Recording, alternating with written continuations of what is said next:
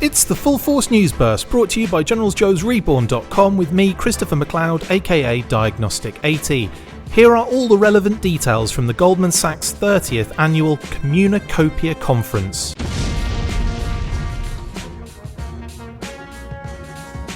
Earlier today, Hasbro spoke at the Goldman Sachs 30th Annual Communacopia Conference. Bit of a mouthful, isn't it? In attendance were CEO Brian Goldner, CFO Deb Thomas, and E1 CEO Darren Throop.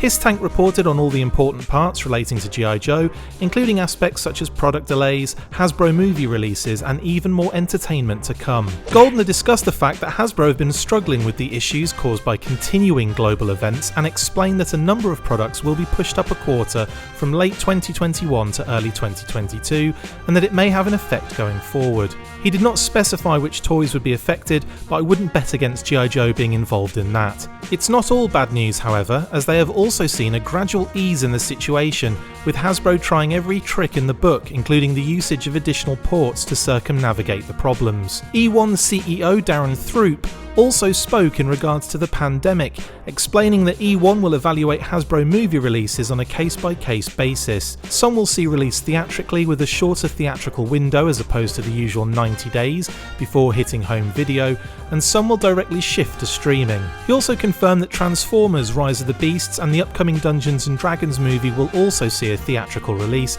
but did not elaborate on the release window period of 90 versus 45 days. However, he did state that the shorter window would actually benefit merchandise sales. Goldner added that more entertainment content is on the way for properties such as Transformers, G.I. Joe, My Little Pony and Risk. We didn't really need Crystal Ball to predict much of that, but it is very positive to hear that more content is on its way for G.I. Joe and that they are trying to navigate the current climate in the best possible way. We have almost become accustomed to delays now, and I fully understand why that is the case, so a small shift along isn't really going to make much of a difference in the grand scheme.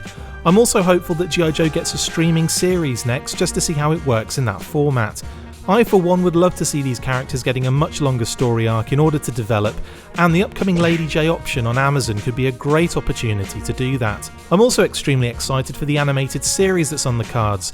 Hopefully we get to see something from that very soon, which would be another good option for Paramount Plus G.I. Joe content. That's all the relevant information from the Corn on the Cob conference.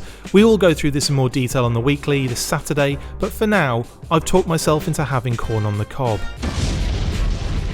That's it for this instalment of the Full Force News Burst. Make sure to like, comment and subscribe. See you next time, and as always, Full Force.